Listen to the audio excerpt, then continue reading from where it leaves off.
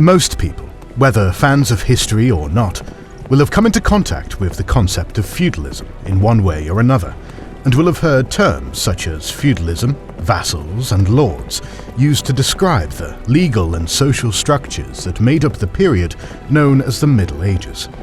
This is understandable, as up until the 1990s, the majority of historical research assumed that the feudal pyramid was the overarching system that defined the economic, social, and military fabric of the medieval era. However, the feudal system and its origins have been much less clean-cut in light of more recent research. Modern historians are far more divided as to when and how the feudal system came into being, and whether it is at all suitable for describing the complexity of the European Middle Ages with its many regionalisms, cultures, legal systems, and forms of organization. With these introductory words, we welcome you to our video, in which we explore what everyone got wrong about the feudal system and how our understanding of it has changed in the present day. Every week we release 3 new exclusive videos for our members and patrons. The Pacific War, the Eastern Front of World War II Prelude, and many other series, including the War of Spanish Succession, Punic Wars, Iberian Reconquista, Russian Revolution and Civil War, North African and Italian campaigns of World War II, and much more. It has been long overdue, but we have finally created a YouTube channel exclusively for our Kings and Generals podcasts. Please go and check out Kings and Generals podcast, home to the Pacific War Week by Week podcast and the Fall and Rise of China podcast, link in the description and pinned comment. To see those, as well as get access to our exclusive Discord, see our schedule, and get early access to all videos, join the ranks of our patrons and YouTube members via the links in the description and pinned comment. Thanks to our supporters for allowing us to continue doing our dream job. Before we get to the deconstruction of the feudal system, we should first take a look at the outlines of older research. The classical model by which historians understood the emergence of medieval feudalism developed at the turn of the 20th century, and still filled university handbooks as late as the 1980s. This model assumed that the feudal system developed in the 8th century, under the Carolingian dynasty, which practiced components of vassalage and fiefdoms inherited from the late Roman Empire, the idea of commendation, as well as the customs of the early Germanic people. The term commendation derives from the Latin si commendare, to entrust oneself to someone. In the final centuries of the Western Roman Empire, it was a practice where a free man placed himself under the protection of a more powerful man in order to receive a form of maintenance and protection. In return, the subordinate was now obliged to serve and obey his new lord. This form of subordination was not exactly attractive, as one was a subject to a master out of unfavorable reasons. Nevertheless, this was a common practice in late antiquity and the early Middle Ages. The other, more attractive personal component of vassalage was thought to have emerged from the oaths of allegiance sworn by warriors and lesser chiefs towards greater chiefs among the ancient Germanic peoples. However, this practice was likely not Germanic in origin, but was probably an adoption of Roman military oaths, which were first adopted by the Germanic peoples when they entered into the service of the empire after migrating into Roman territory, and in continued use by the powerful even after the end of the Roman Empire in the West. Both of these forms of allegiance formed the personal basis for medieval vassalage as it was understood by 20th century historians. Older research assumed that fiefs, the material component of feudalism, could be found in abundance in the sources of the 8th and 9th centuries under the term beneficium. Mostly, these beneficia were legal transactions in the widely used legal practice of the precarium loan. In this practice, a person is asked for the temporary use of another person's property, usually land, without the borrower receiving ownership rights. The reasons for entering into such an agreement were manifold, and mostly favorable for both parties. However, what was most important about this precarium loan was its flexibility in usage and the fact that it created social ties by dividing ownership and use between two parties for a certain period of time. Older scholarship translated most of these precarium loans on the basis that these were particularly favourable to the person requesting them, simply as fiefs, and concluded that they were issued by lords to vassals in return for military service. Thus, in a short time, the elements of personal loyalty in the form of commendation and warrior oaths merged with the granting of land in the form of precarium loans, and formed the feudal system, whereby the warlike period of the 8th century in particular was thought to be a catalyst, leading to the development of the feudal system. The driving force for the spread of this new practice was thought to be the need for more cavalry soldiers. It was suggested that besides the internal struggle for supremacy over the realm of the Franks, the confrontation with forces from the border regions of Europe led to a change in the composition of the Frankish army. In contact with the agile cavalry warriors of the Arabian sphere and the Avars, as well as the need for a rapid reaction force against the raids of the Norsemen, Frankish armoured horsemen had replaced peasant foot soldiers. As the more expensive and time-consuming equestrian service required greater material resources than that of a foot soldier, the horsemen needed to be financially equipped. This is where the practice of granting fiefdoms in the form of precarium loans was believed to have intensified. It was stated that Charles Martel had requisitioned property from the large lands that church institutions held and issued it as fiefs to his men in order to obtain more cavalry warriors that were bound to him as vassi with the above-mentioned practices. However, Pippin the Younger and Karlman, the sons of Charles Martel, wanted to return the requisitioned property to the church in the middle of the 8th century. Naturally, both kings did not want to go without the military potential of their vassi, and could not simply dispossess them of the granted lands. So they resorted to a trick. The church received their land back, but had to hand it over directly to the vassi as precarium loans, who could thus continue to perform their military service for the king. This model quickly spread throughout the Frankish Empire, and ecclesiastical and secular magnates adopted it. From their own property, or from land that they themselves had received as a fiefdom from the king, they gave land to their subordinates as a sub-fief. Furthermore, it was also thought that many officers, such as bishoprics, dukes, and counts, were bound to the king in this way as vassals. Thus, early medieval society under the Carolingians was believed to have become a feudal society, shaped by a straightforward system that was based on land grants for personal loyalty between lords and vassals. As control over land was the central resource in the early Middle Ages, it was thought that besides military organization, politics and the economy developed alongside the lines of the feudal system.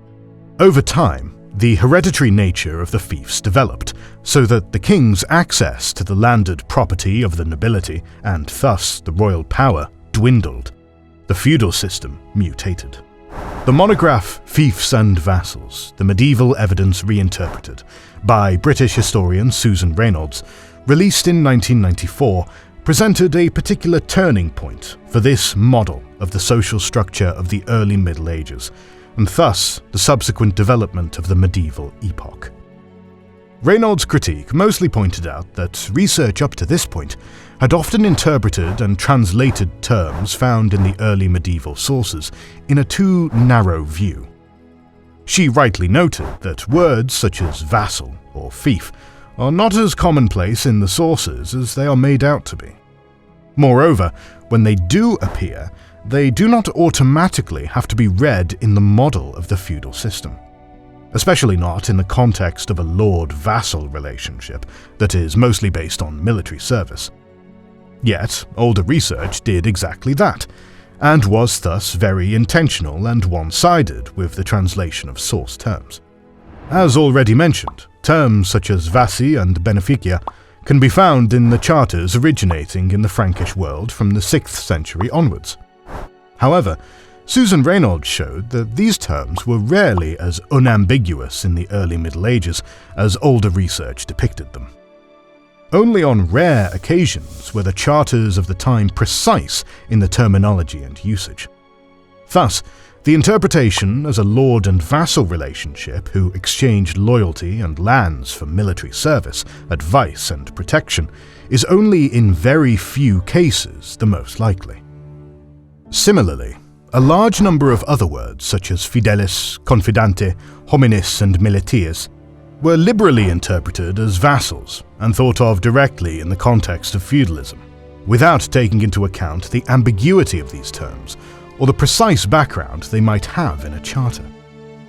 In many cases, however, the sources distinguish quite clearly between these different terms and do not depict them in any form of a lord and vassal relationship. The term beneficium is also far more ambiguous in its use in the sources. It encompasses a range of phenomena and practices corresponding to its basic meaning of a benefice, and could refer to a broad range of land loans or benefiting events. Historical research from the 1930s and 40s were not unaware of this, but undertook the step of excluding all beneficia from the peasant-rural area of life from their consideration, as these so-called peasant fiefs could not be compared with knightly or vassal fiefdoms. Unsurprisingly, this artificial scientific separation led to a narrowing of the terms, which otherwise would have had a variety of meanings and uses in the early medieval sources. Furthermore, regional developments and local particularities were not really taken into further consideration while interpreting the sources. Thus, the terminology in the sources must be taken seriously in the context of the individual source, because what a vassus provided and what the beneficium was that was received is often not as clearly stated as the concept of feudalism makes it out to be. In addition, some of the basic developments that are assumed by older research about the origins of the feudal system are not as strongly proven as they seem, and have since been reconsidered in the wake of Reynolds' studies. To begin with, the assertion of older research that Charles Martel confiscated church property and issued it in exchange for military service is not proven. In fact, there is hardly any evidence for the confiscation of church property on a broad basis from the sources of Charles Martel's time. The fact that Pippin the Younger and his brother Carloman restituted church property under their reign is also not based on a large number of surviving precarium loan contracts, but only on the result of a single synod held in 743 or 744 in Estins. Although this synod mentions the connection between military service and precarium loans, it speaks of an impending war for which church property was to equip warriors for a limited period of time. There is no hint that this was a common practice, or that it had the restitution of an already alienated property at its core. Furthermore, the idea that officials such as bishops, counts, and dukes were bound to the king as vassals is one formed on a foundation of sand. During the whole Carolingian period, sources differentiated between vassals of the king and holders of office, the latter often singled out by the officer's terminology.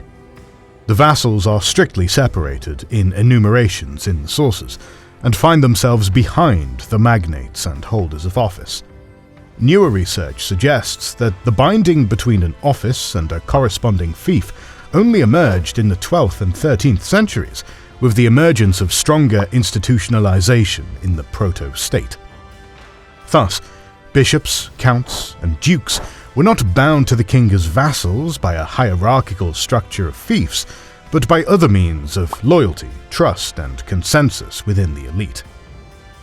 To make matters worse, the German historian Roman Deutinger pointed out that he could not make out one single sub-vassal in the sources of the Frankish Empire from the 8th and 9th centuries. As we have demonstrated, the historical reality contained in the early medieval sources was much more diverse than the historical reality reconstructed by older research. So much more diverse, in fact, that the concept of feudalism is unable to capture it. To use the words of Roman Deutinger, a system that allows a myriad of exceptions and can only be proven in a few individual cases is no longer a system, but simply a fiction. Today, the image of Carolingian rule is, therefore, less one of a centralized empire with the system of feudalism as its dominating structure at its core, and more one of diverse personal ties and practices, which were used skillfully and flexibly by contemporaries, opening up relationships that went far beyond the duality of lord and vassal. Therefore, the birthplace and time of feudalism as a system in Europe lies elsewhere. According to Susan Reynolds and others, the origins of feudalism lie in northern Italy in the late 11th and early 12th centuries. During those centuries, the emerging jurists of that region studied the Roman law codes that had remained in partial legal use in Italy long after the fall of the Roman Empire. Inspired by the clear structure of the Roman law codes, these early lawyers tried to structure, categorize, and regulate the diverse practices regarding noble inheritance, loyalty, fiefs, land loans, military duty, breaches of duty, and the difference between a noble and a commoner's fief. Moreover, they tried to stratify who was even able to be granted a fiefdom, and on what basis. Within these treatises, the legal scholars attempted to make a strong connection between fiefs and vassalage. In doing so, the jurists attempted to break down the diverse legal practices of their own environment, which often gave rise to conflicts, in order to create basic and clear-cut normative principles that would result in regional stability and easier work for them. Within this, the strict categories and terms of vassals and lords and their relationship along the idea of vassalage emerged. Through the increased spread of these texts and the intensified dissemination of written and codified law in Europe in the 12th and 13th centuries, the work of these Italian jurists was more and more used to define what a fief was, thereby separating the concept of a fief from other forms of land loans and practices. Reynolds argues that in the later 16th century, lawyers specializing in feudal law took up these texts in order to explain the medieval world and its ruling mechanisms according to these legal texts.